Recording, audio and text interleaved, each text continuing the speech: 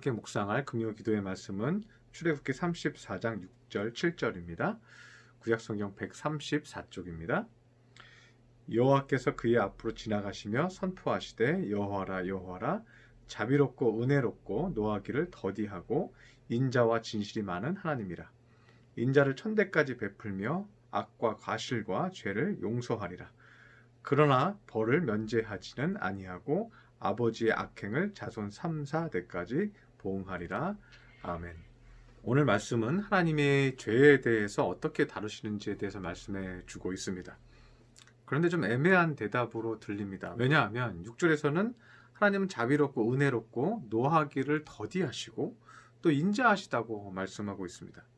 7절 전반부까지도 악과 과실과 죄를 용서하신다고 말씀하고 있습니다.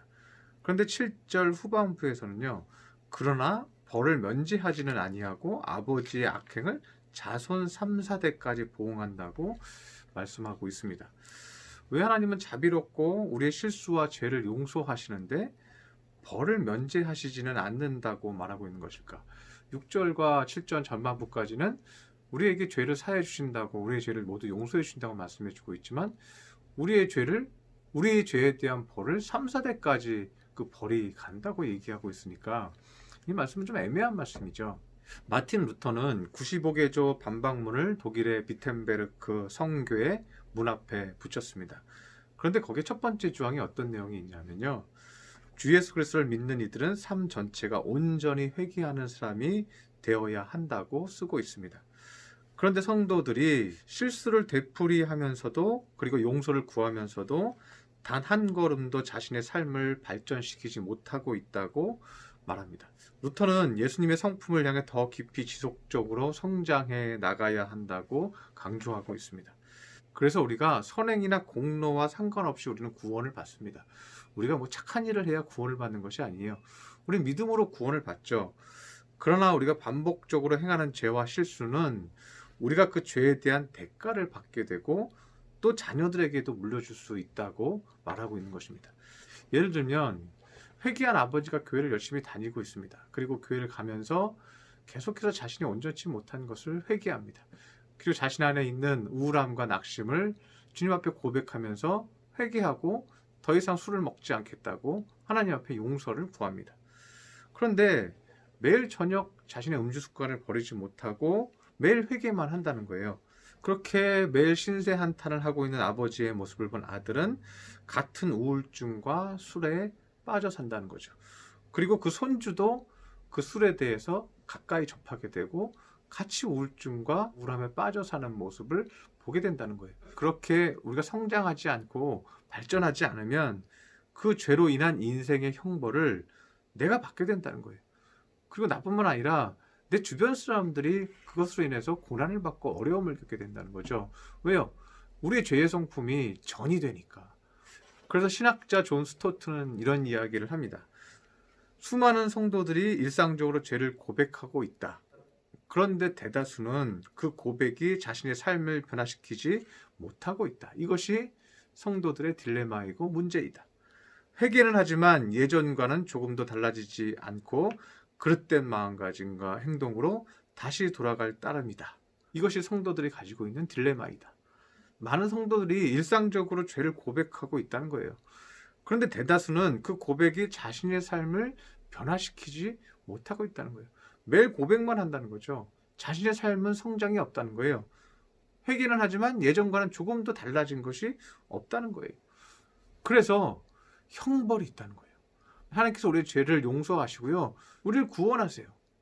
그런데 우리가 이 땅에서 조금도 달라지지 않으면 거기에 대한 형벌을 우리가 이 땅에서 받게 된다는 거예요. 그 고난을 우리가 받게 된다는 거예요. 팀 켈러가 한 부부를 만나게 됩니다.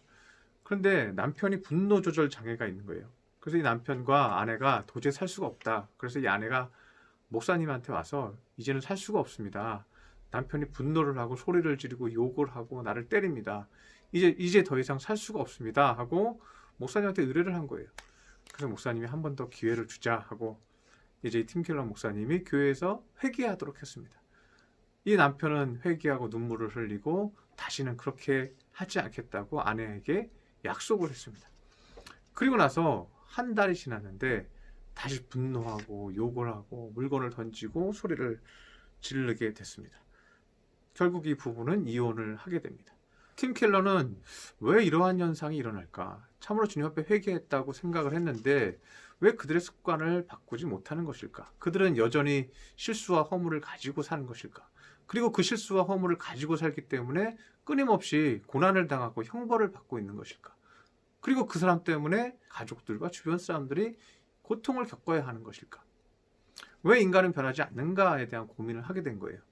그런데 존 스토트는요, 이러한 현상을 이겨내기 위해서 첫 번째 중요한 것이 있다고 얘기합니다. 그것은 나의 죄를 정확하게 인정해야 한다고 존 스토트는 얘기합니다. 나의 죄를 명확히 인정하고 명확히 나의 잘못이고 명확히 나의 어리석음이다라는 것을 본인이 알고 있어야 한다는 거예요. 그래서 그 죄에 대한 정직함이 매우 중요하다. 정말 이것은 나의 큰 죄이고 허물이다 하고 자기 자신에 대해서 통회하는 고통이 있어야 된다는 거예요. 나의 잘못에 대한 통회하는 고통이 있어야 된다는 거예요. 그 정직한 마음으로 나의 죄를 인정하고 인식하고 있어야 된다는 거예요. 그러한 예가 시편 32편의 다윗의 고백에서 나옵니다. 시편 32편 5절에 보면요, 다윗은 이렇게 고백하고 있습니다. 내 허물을 여호와께 자복하리라 하고 내 죄를 아뢰고 내 죄악을 숨기지 아니하였다니. 처음에는 이 다윗이요, 자기가 자신의 죄를 허물이라고 얘기해요. 내 허물을 여호와께 자복하리라고 결심해요. 그리고 내 죄를 아뢰겠다고 얘기해요. 근데 더 나아가서 뭐라고 얘기하냐면요, 내 죄악을 숨기지 아니하였다고 그래요. 더 발전해서 아니야, 실수 허물 아니고 죄악이야, 이렇게 자신의 죄에 대해서 명확하게 악한 것이라고 인정하고 있다는 거예요. 그랬더니 곧 주께서 내 죄악을 사하셨나이다, 이렇게 얘기합니다. 그런데 여기서 사하셨다고 말씀하는 것은 어떤 의미일까? 그 다음 구절을 보면 잘 알 수가 있습니다. 시편 32편 6절에 보면요, 이로 말미암아 모든 경건한 자는 주를 만날 기회를 얻어서 주께 기도할지라. 경건한 자라면, 내 죄를 인정하는 자라면 기회를, 시간을 떼어서 주님 앞에 기도해라, 회개해라. 주여, 나는 죄악이 많습니다. 내 죄악이 명확합니다. 이것이 너무 큰 죄입니다. 이 죄악 때문에 내가 살 수가 없습니다. 이 죄악이 내 안에 있으니 어찌하면 좋겠습니다 하고 통회하고 기도하라는 거예요. 그렇게 하면 진실로 홍수가 범람할지라도 그에게 미치지 못하리로다. 예를 들면 그 남편이 계속해서 폭언을 하고 던지고 싸우고 폭행을 합니다.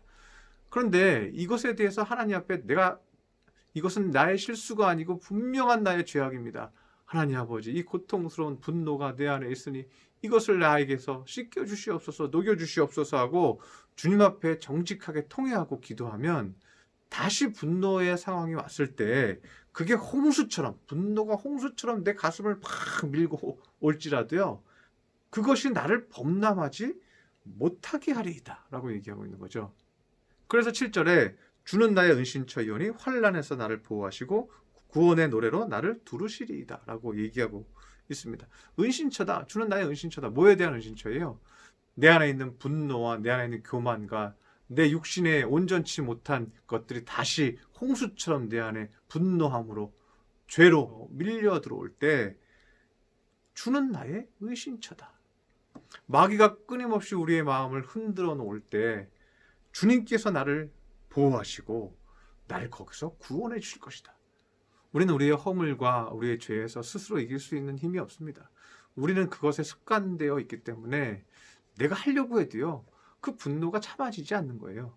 의인은요, 내가 죄인됨을 명확히 아는 사람이 의인인 거예요. 내가 죄인됨을 명확히 하나님 앞에 인정하는 사람이 주님 앞에 의롭다함을 얻고 주님이 의롭게 해 주시는 거예요. 주님이 나의 마음을 채워주셔서요, 분노도 가라앉혀 주시고요, 교만함도 가라앉혀 주시고요, 미움도 가라앉혀 주시고요, 짜증도 가라앉혀 주시고 눈물도 슬픔도 다 가라앉혀 주세요. 어떤 사람에게요? 정직한 자에게. 주여, 이것이 나입니다 라고 얘기할 때. 그래서 시편 32편 11절 마지막 절에 보면 이렇게 얘기해요. 너희 의인들아, 여호와를 기뻐하며 즐거워할지어다. 마음이 정직한 너희들아, 즐거이 외칠지어다. 너희 의인들아, 이렇게 하고요, 쌍으로 이렇게 구절이 이렇게 있어요. 의인들아, 여호와를 즐거이 외칠지어다. 그 다음에 뭐라고 돼 있어요? 마음이 정직한 자들아 즐거이 외칠지어다. 이 말은 뭐냐면요, 의인들은 뭐가 의인이에요? 마음이 정직한 자들이 의인이에요. 나의 죄에 대해서 명확히 알고 주여 내가 이렇습니다, 내가 이것밖에 안 됩니다, 주여 나를 도와주옵소서 하고 기도하는 자, 이 정직한 자가 의인이라는 것입니다. 그러면 하나님이 내 마음을 도우시는 거예요. 주의 성품이 내 안에 들어오시는 거예요. 왜? 나를 버렸으니까 주님이 내 안에 들어오기가 쉽잖아요. 그리고 어떻게 해요? 내가 그 죄를 이기는 거예요. 그리고 내가 여호와를 즐거이 찬송하고 기뻐하게 된다는 것입니다. 정직하고 솔직하게 나의 허물을 주님 앞에 드려서 하나님이 기뻐하시는 의인들이 모두 되시는 우리 믿음의 성도들 되시기를 축원합니다. 기도하겠습니다. 할렐루야. 사랑의 하나님 아버지, 오늘 말씀을 통해서 우리가 귀한 것을 깨달았습니다. 우리가 주님 앞에 회개하고 또 회개하지만 우리가 반복적으로 죄를 짓고 분노하며 낙심하며 또 우울증에 빠지며 또 때로는 미워하며 또 시기하니 하나님, 그것은 우리가 정직하지 않았기 때문입니다. 우리 안에 이 더러운 모든 것들이 있음을 인정하지 않았기 때문입니다. 주님, 우리는 죄인입니다. 우리는 더러운 자입니다. 세리가 가슴을 치며 감히 하늘을 쳐다보지도 못하고 울며 회개했을 때 오히려 의롭다 하심을 얻은 것처럼 주님, 우리가 가슴을 치며 우리의 죄를 고백하오니 주여 우리를 깨끗이 씻겨 주시옵시고 우리가 의인되게 하여 주시옵소서. 그리고 우리 마음에 기쁨이 넘쳐서 홍수가 범람치 못하게 하여 주옵시고 주님을 온전히 찬양할 수 있는 믿음의 성도들 삼아 주시옵소서. 귀한 말씀 주시니 감사드리며 예수님의 이름으로 기도드렸습니다. 아멘.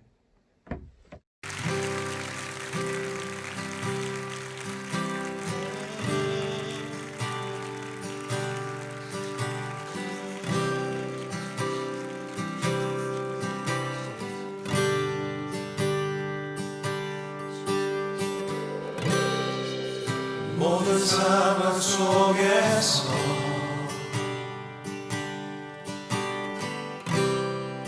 주를 찬양할지라.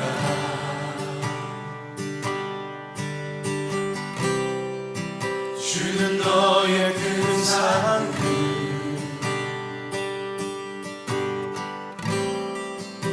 큰 도움이시라.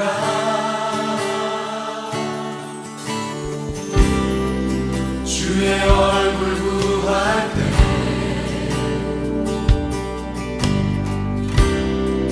주의 영을 부으사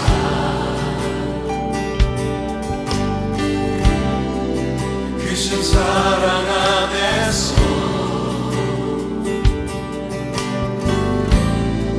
주를 보게 하소서.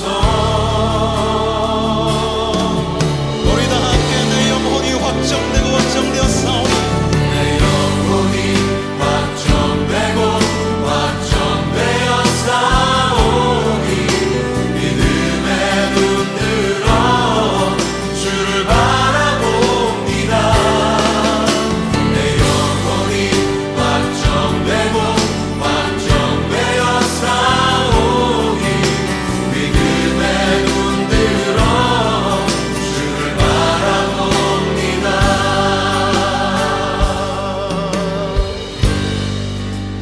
모든 상황 속에서